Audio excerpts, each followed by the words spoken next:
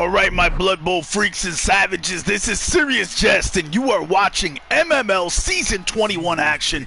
This is Week 2, and we have the fun-sized punchers, who are the Chaos Dwarf team. They're being coached by Coach Asher, and they are facing off against the visiting team, the Pumpkin Kings, longtime MML team, Orcs, coached by DwarfGiant. This should be a fun one. Two bashy teams in one of the bashiest play pools. This is the first four. And shit, what is the division? Who's the other conference? I forgot which conference we're paired up with this time. Maybe Noble South? Not sure. Anyway, very, very bashy play pool going on. And these teams about to kick off. We're going to see what's happening. So you see that little white bar at the bottom left of the screen. That means we are not actually live. This match is still going on, but they just entered the second half, so we're catching up through the magic of time travel and the Cabal Vision crystal ball. And as we're talking, the crowd throws a fucking rock at 100 grand, and 100 grand from the Chorf team gets rocked by a rock from the crowd. Man, they're the home team here. What's up with that? Little punchy punch patty cake action coming from Skittles as he tries to hit Vareg Smash Zom. Now, as I was saying, we're a little behind, but I expect that we'll be able to catch up. And then it's Baby Ruth is going to throw a vicious uppercut and then pylon! And Gorfang Googies is going to get stunned. Looks like the Chorfs are getting ready to have a vicious minnow attack here. As Thekar Thickhead standing over. Ooh, but first Vareg Smash Zom gets wrecked. Badly hurt. He'll be back another day though, and here comes the minnow attack. Thickhead punching Gorklop to the ground. The ball picked up seemingly effortlessly by the bull Clifford clothesline. And his teammate Rapid Ruckus is going to run up to the right. Was there even a blitz on that action? On that last one? I don't remember seeing it, if there was. But there comes the punch in the pylon. The Orc's going to come pylon. Oh, Charles Payday gets a face full of orc ass, and he is gone for the match. Maybe beyond, because that's going to leave a mark for the future. Let's see, Morgnick is a little slower than he used to be, carrying an injury. And that's a smashed ankle. Still makes him kind of gimpy. The Orcs surrounding the Chorfs here, especially the ones that are on the ground. A little sneaky Zibbit making his way over. That is an agile goblin. And there's two of them, two of those little bastards.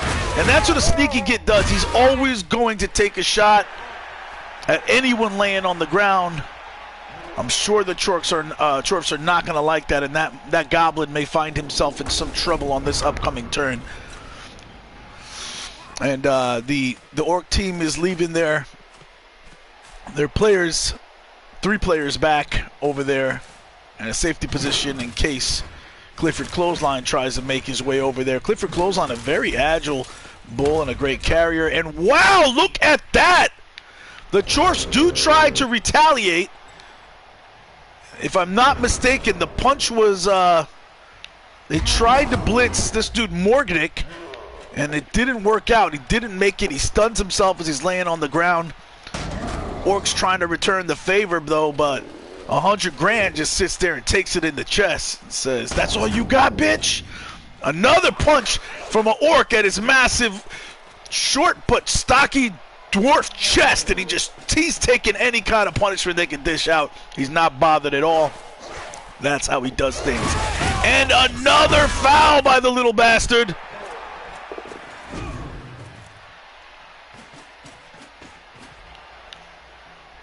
A little movement action there. Turn 3 starts. So I'm going to pause for the calls real quick. Make sure, I want to check my settings and make sure my microphone is on. Yes, it is. Good. Okay. And we're back. I'm not seeing any viewers live right now. I'm sure at some point they will watch though. We're back. Action is resumed. A little wrestle action going on there as the Hobgoblin Horus tries to retaliate against Sidibra, the little sneaky git. Sends both of them to the ground. Again, these Dwarfs not inflicting the kind of pain you normally see from them, although they have removed the Black Orc already that's Varric smashed on. Oh, and just as I say that, armor broken, a pretty hard punch, and the pylon is not going to make it worse on Graham Hook, the blitzer, but it is going to put him down. He's stunned for a turn. He's scrambling around on the grass. His nose is bleeding all over the grass. He doesn't know where he is. The Dwarfs have circled the wagons, and they're sitting at midfield. Clifford clothesline. The Bull Carrier eyeing the end zone, which seems so far out right now.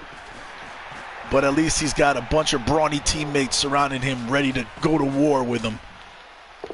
Here comes the blitz from Pixie, not as sweet. Not so sweet, rather. Trying to avoid going into the frenzy trap.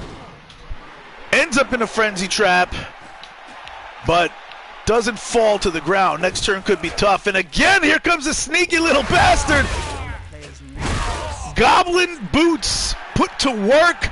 Unfazed though, Skittles is tough, and he could take it. These goblins are intent on fouling every time anybody piles on them.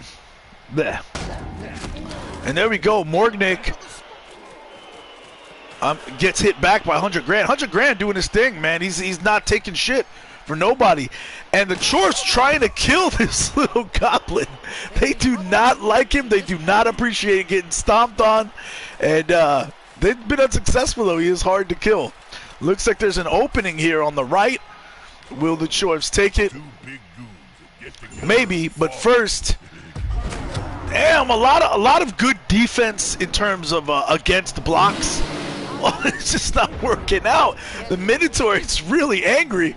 And Thickhead's about to take a smack at Oreos, but instead sees his tail floating around and starts chasing his tail around in a circle instead of hitting the Orc. Orc's moving up, trying to provide some assistance so their people don't get overwhelmed. Again, more patty cake action, and finally we got a player knocked to the ground. That's Kenneth. And here comes the blitz, single die on the Hobgoblin. Again, the Orcs trying to get the players that have less armor, but not being very successful right now, even against them. There you go, Oreos. That normally would be some. Oh, whoa, no, that came from the Orcs. A block that is unsuccessful, but armor holds as he gets smacked down.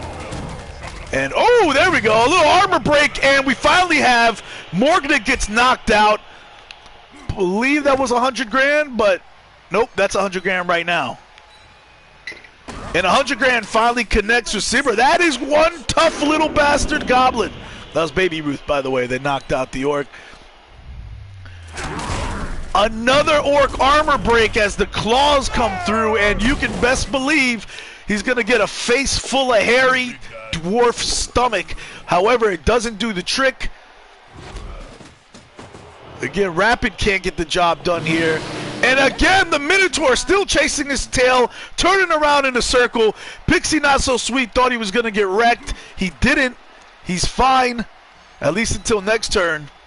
And Oreos manages to knock Grumhuck back, but doesn't knock him down. Clifford Clothesline is going to step up and say, you guys want to screw around, I'll do it myself. Screw it, come for me. He's getting nervous because the time is running out here in the first half, and he needs to get into that end zone. So he just says, screw it, I'm going to shed my protection. I don't want to sit here and fight anymore. Again, that annoying little goblin will not let things lie, and the Orcs start to break some armor. Coming back, a nice little back fist, and Kenneth Jr. is going to get knocked to the ground. Little one-die punch there. And that's where Rapid Ruckus gets knocked back, and here Rapid Ruckus sounds like a rap group. And then here comes the boom. Clifford Clothesline's going to get hit by Pixie Not So Sweet. relieved of the ball, and here comes Orc Ass all up in his face. It doesn't do anything. Clifford clothesline knocked to the ground, but he will be getting back up next turn. But not before that sneaky little agile goblin Zibbit is going to go try to throw the ball and basically punt it back down the field, but it slips out of his normally agile hands, fumbles, and it's sitting right by the sideline. The Chorfs are not really happy about this, and you could tell that even the Hobgoblins are swinging rocks in their fists. Oreos is going to knock down the journeyman Gorklop. Some of these downed orcs and the goblin Sibra is getting marked up. And here comes a little claw action, which is kind of bloat, but the mighty blow's not. And the agile goblin Zibbit is stunned. You can best believe he's going to get the face full of orc stomach, and Zibbit is KO'd. That's a problem if the Chorfs are trying to pick this ball up in traffic. And another one-die block. Will we finally see Thickhead do some damage? He has been pretty useless the rest of the match, other than acting as a roadblock maybe, I guess. There we go. Oh, Clifford clothesline is unable to pick the rock up on the sideline. That leaves him in a pretty precarious position. That was pretty risky. But with only 2 turns left, he was willing to risk the surf, and Timmy Twix is going to get removed. That was something serious.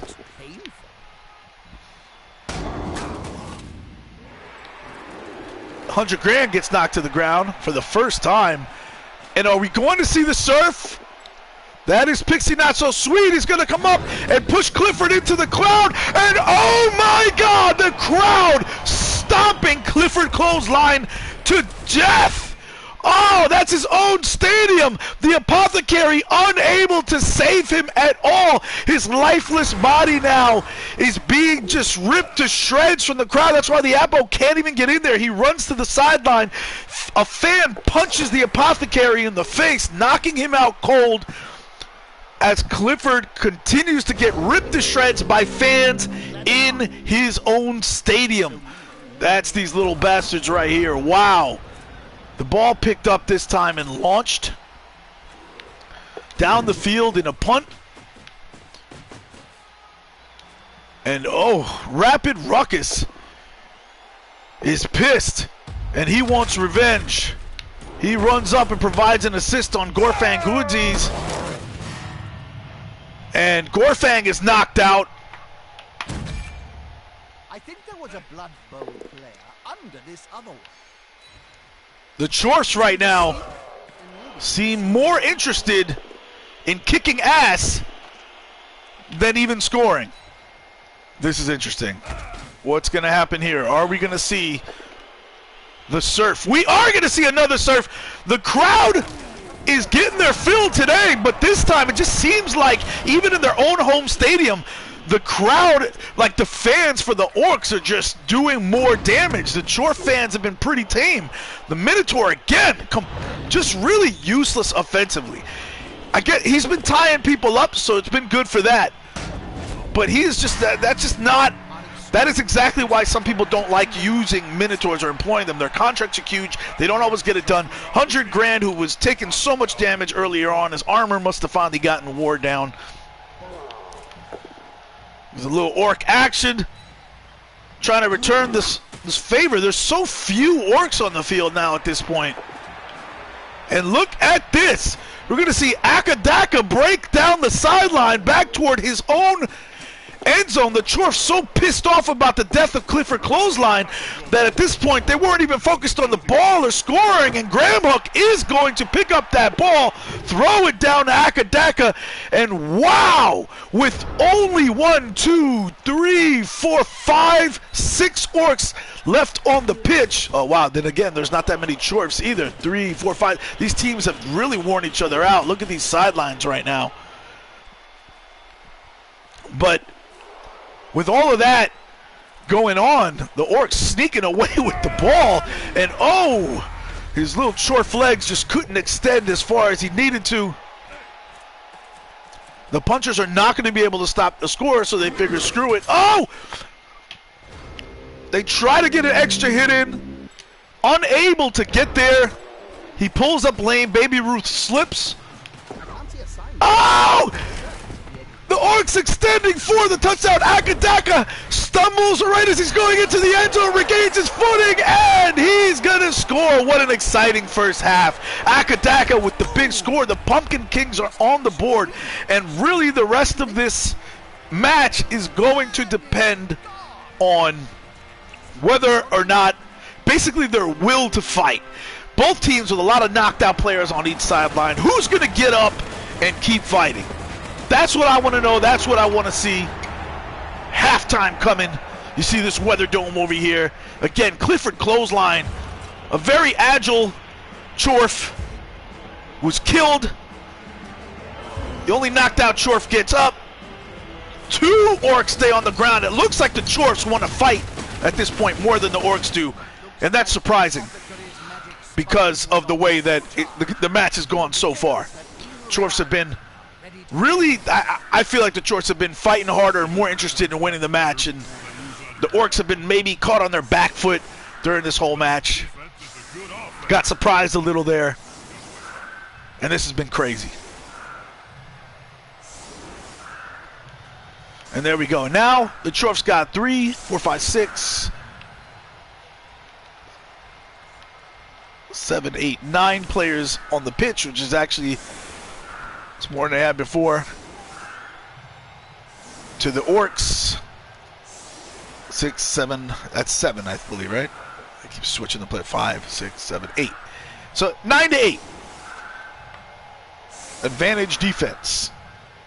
But that could all change, and there is a very vulnerable Hobgoblin on the line right now. Ball is kicked off from the Hobgoblin kicker. Korska, and that is a high kick, which already this particular Orc, the thrower Badlack, is pretty good at getting in the places he needs to get. He gets a jump on the ball, and then basically that ball hangs up there long enough so he can get under it. However, he's unable to finish the catch. Butters is going to knock Junior to the ground, and there's the Hobgoblin, vulnerable, armor broken, and he's knocked out. That hurts. Does the other side have babes? Yes, it appears there's one babe for the Chorfs, so that's why I helped their one get up. Weather's nice here, but of course it's a dome, so it's usually nice. And the Orcs trying to rally the forces. You can see that white bar. We are almost caught up to live action, so we will get to see the end of this match. Absolutely, like truly live. There's the Goblin stomp. That Goblin has been a pain in the balls, but he hasn't removed anybody yet. So Sipra, a sneaky get, but not a dirty player necessarily, or not a specialized dirty player. He's going to try to take a stomp again, unsuccessful. But the Chorfs are not playing that. The Goblin is gone. That's only 7 players left on the pitch. For the Orcs now, this is going to make their offense much more difficult. And the Chorfs, in some way, to really maximize their efficiency, need to rely on their guard, which right now currently, are they out guarding the... No. Only got 2 guard pieces left while you have 3 Orc guards. So I'm not sure that lining up, backing each other up the way they're doing right now, Roman shield style, is the best strategy for them at this point. By the way, I am drinking a Belgian dark beer right now, brewed with spices, orange peel, and thyme. It's called Nice beer by Schuf. Schuf is a great brewer. This was a gift from my co-host for my podcast, Live from the Man Cave. If you want to hear me talk about all kinds of stuff, entertainment, check out my podcast, Live from the Man Cave, with my co-host, Craig Mack. And this was a Christmas gift, and this beer is, let me take a sip. Oh, that's pretty good. That is good. I needed a beer. It's been a long day. Beer and Blood Bowl.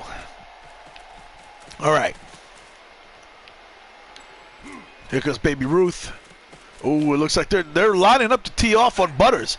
Normally you would think Strength 5 Black Orc like that is somebody that it's going to take a lot of sacrifices in positioning to take a shot on, especially with, you know, to get that mighty blow. 100 grand, I think, was the guy who delivered the blow. I believe. Yeah. But, oh, there we go. Minotaur. Will he did some damage. He finally knocked. Actually, the first guy he removed or did any real damage on was, oh, wow. He's a stickhead has been a liability. I was going to say the first guy he did real damage on was the Goblin, was Sneaky Kid Goblin, and he just knocked him out. But, yeah, I mean, after this match, this might have Asher reevaluating whether he wants to continue to employ the services of Thickhead, because that's 150 grand, I believe his contract is. I don't know what it is for Chorps, actually, but for Chaos, Minotaurs would demand 150 grand contract in gold, and that's a lot for a guy that's been performing the way he has. The ball was going to be handed off by Radlack to Graham Buck. That would have been maybe a touchdown. But Graham Hook doesn't want it. Fumbles it, messes around with it. He's scared. He's scared of what will happen to him as the ball carrier, especially if he doesn't make it in the end zone on that turn. And Rapid Ruckus has a chance to return the favor for the death of his teammate. In the meantime, Skittles is going to come in with his nasty claws and mighty blow. And Bad Fat gets removed. Oh, you got to feel bad for Bad Fat. Gives up the ball to his teammate. His teammate's like, get that shit away from me. And then Bad Fat gets just wrecked. However, the Apple brings him back. What would have been a permanent loss in agility for him, and the Apple is able to save him. So the Chorf's Apple does what, rather the Orc's Apple does what the Chorf's Apple could not. For the fallen Clifford clothesline. Here comes the Hobgoblin kick. And soccer is not his sport, it appears. So some Chorfs surrounding the ball. Skittles is going to get a little retaliation from Pixie, not so sweet. Will there be a pylon? No, he's going to hold tight. And boom, that's another hit on 100 grand. Oh, picking up the ball in traffic. And this makes Graham Hook says, fuck it, I'm going to potato. So he gets the courage he didn't have before. And oh, you almost got to think, would it have been worth it for him to move one square over here? Because Rapid Ruckus has the ability to break a tackle and then just take a shot at him. So if Grambo could just move right here, that dodge would have been a lot tougher. He would have still made it if he went for it. But there you go, Rapid Ruckus trying to take revenge for his teammate. And what a front kick all up in the chest of Graham Hook. Knocks the wind out of him, confirms his fears as to why he didn't want the ball. And right now, is he crying? I don't know. Morgnick gets taken out. Oh, the Chorks are just full on playing the removal game at this point. And that one's going to leave a mark. A smash knee, that's going to be permanent. A smash knee on a guy that was already had a bad ankle. And now the Orcs get to retaliate. Here comes the boom. Butters is going to let 100 grand have it. Again, though, that armor holds tight. Skittles is not going to get knocked to the ground, but he is going to get backed up off of Akadaka. And Akadaka, who scored in the first half with that amazing breakaway, is going to come over and provide an assist. Ooh.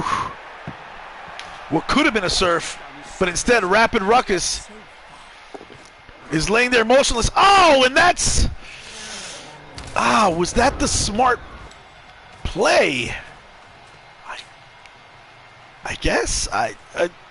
Because again, this Chorf now could just, this Bull Centaur in 2-3 can just break tackle out of his way. And oh man, Thickhead again, coming up lame. The Rapid Ruckus tries to break the tackle and get away from Akadaka, but Akadaka tripping him up, and just Akadaka's been the MVP for my money at this point so far. Now, ladies and gentlemen, we are turn 14, and we are absolutely live now. You are watching this real time, not just a Cabal Vision crystal ball. Pixie, not so sweet. He's going to muscle his way through that Hobgoblin, and he's going to hashtag just score. 2-0 up, that's the smart move. I don't believe the Orcs are going to be able to come back from this with only a few turns left. I believe that's the game. The Orc cheerleaders going crazy. Looking hot, if I may say so myself.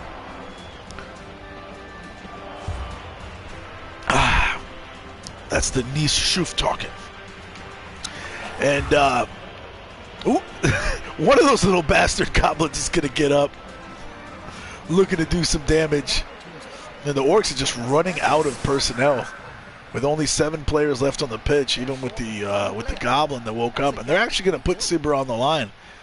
And screw it. You know what? You haven't been doing you haven't been getting any removals. You've just been kind of like a nuisance. I'd rather you get hit with some claw than the rest of us. Goblin on the line. That should be interesting. That's the only guy that Thickhead's had any effect on all match. So you have to wonder whether the Chorfs will line up the Minotaur on that Goblin. Basically, on this point, if you're Asher, I don't even know if there's a way he can one turn. That's really tough. I'd try to frenzy one turn. Use the Minotaur to frenzy one turn. They are putting him on the Goblin, but it looks like the fun-size punchers may just say, screw it. We're just going to win this attrition battle. Oh! And the Goblins are not done. The Orcs are not done. The fight coming from the Orcs, who get off the ball quicker, have the opportunity to get there, but is that a Trojan horse blitz? They're so far out. Is it possible that they're going to mark up the Minotaur? That's bold. Oh, not really, because they have a puncher ready to do some damage. Oh, but they don't knock Thickhead down. So Thickhead's been, I'd say Thickhead has been a liability in some ways, as in, like, he's not doing any damage. He's not doing the job you would hope a Minotaur does. But in other ways, he has been kind of like hanging in there as a roadblock. Still, I don't know. I don't think he was worth his $150K contract this match.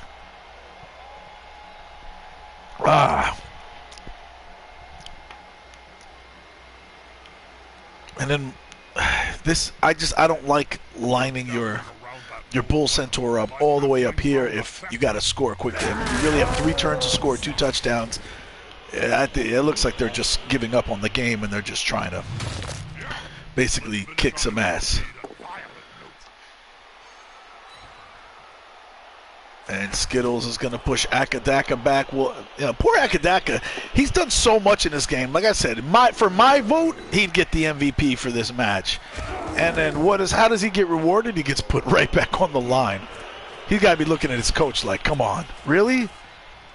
Coach, you been watching this? Like, you going to really put me back on the LOS? That's some kind of reward, right? Goblin knocked to the ground, and Seaber's just unkillable. I know DwarfGiant's gotta not be too happy about that. What's Thickhead gonna do? Thickhead coming with the blitz. And he is going to successfully knock Grandhook to the ground, but not do anything. No permanent damage there. And, oh, here comes the stomp. And right now, I mean, they haven't even gone for the ball yet. The foul more important than picking it up. And Grandhook unable, is not hurt as Horus comes in. And Rapid Ruckus, now the only remaining Bull Centaur on this team, is going to successfully pick that ball up, no problems, and get right back to the center. Now, if he had been lined up back here, he could have picked that up and then made his way, maybe, like say here or something. Pick that up. He maybe could have got 1 or 2 more. Or or steps out of it.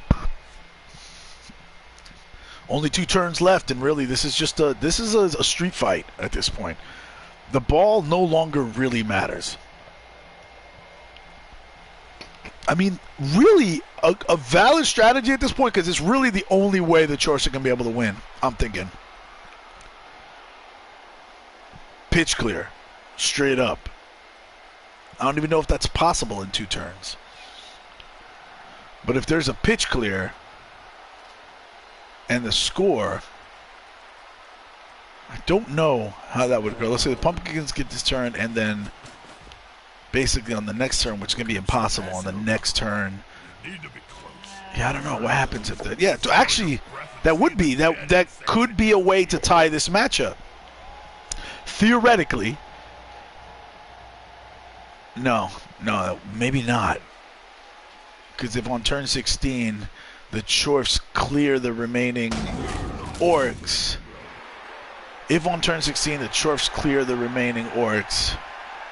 then there would be no turn for the Pumpkin Kings to line up on the next kickoff, so there'd be no extra touchdown or whatever if they have nobody lining up.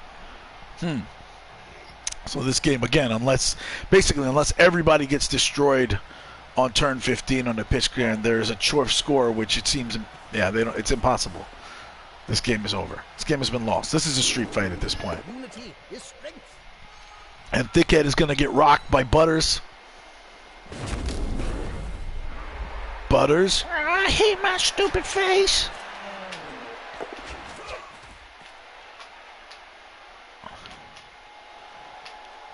Orcs are going to break contact. So basically the name of the game is minimize the hits. Ooh, and the little sneaky get. Unable to get away, gets tripped up, but he just falls to the ground. Helpless. He hasn't done any damage really this match, but he's just been a nuisance. Unless maybe if you count assists or something like that. Maybe he's helped in that way. Like the Minotaur. The Minotaur's had some use. Again, I'm not sure if... I don't think he's worth the $150K gold contract. And in the stands, Bob Funland drinking and also sporting a sandwich that is decorated with some Grey Poupon. Bob Funland, yes, you are watching Serious Jest! And I am covering MML action, Season 21. First 4, best 4 is my conference, and we're in a play pool with these guys. But these guys are both members of the other conference in our play pool this season, which is... I'm going to have to look that shit up, to be honest. It is the Dungeon West. It is the Dungeon West. So okay, cool.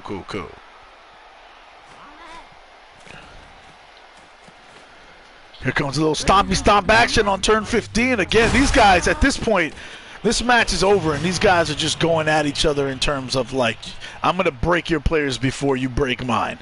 This is turning into a serious grudge match. The Chorf team, again, seems really pissed off after the death of their ball-carrying prominent leader, Clifford Clothesline. I wonder if he was their team captain. Would have to ask Asher about that.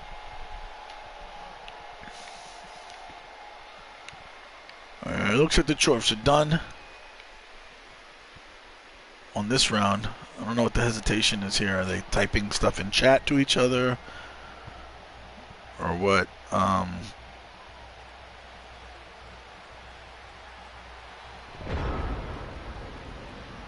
Yeah, Coach Asher has said in the F4 Dungeon West chat, that's the first 4 conference, Dungeon West conference chat that we have. He said, well, I'm out for the rest of the season after the death of Clifford Clothesline. We all know that's not true.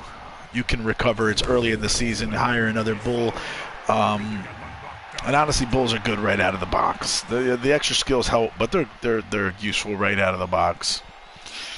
And inducements are a thing as well.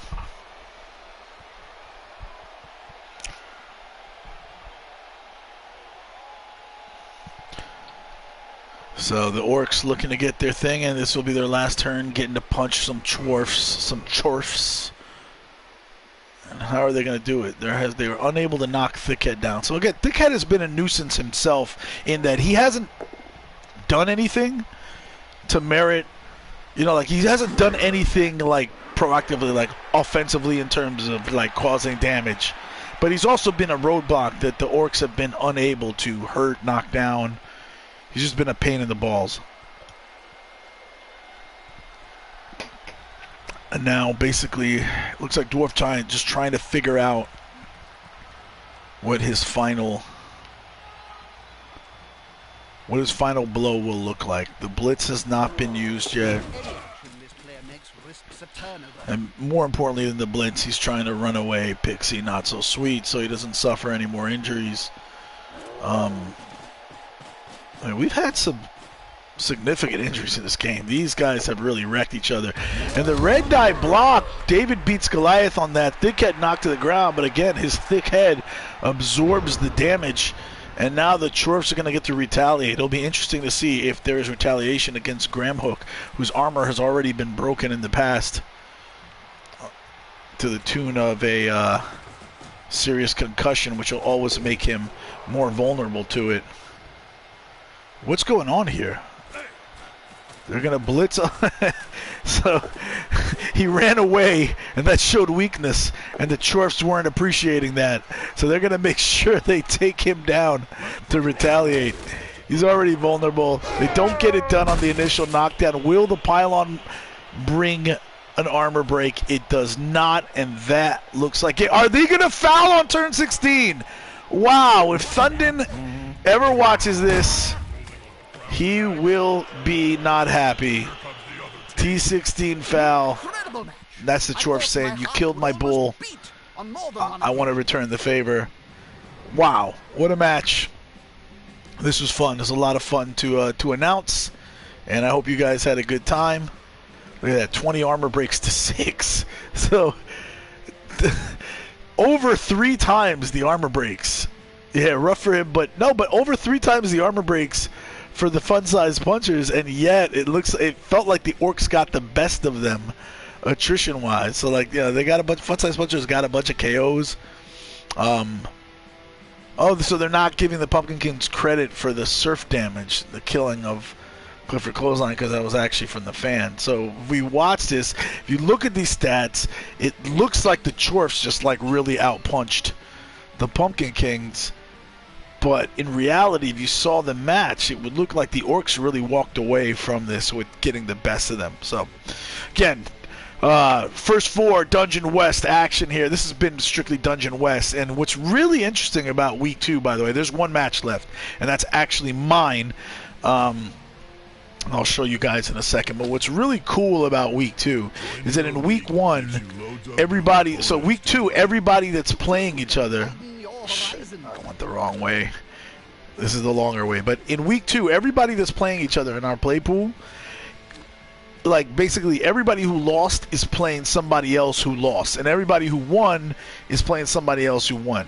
So all of the matches from the winners of Week 1 are done, and then this was the first of the quote-unquote Week 1 loss matches or whatever, and there's only one more left. Oh, whoops, this is my squad, the Hopeless Necromantics. I didn't mean to click that.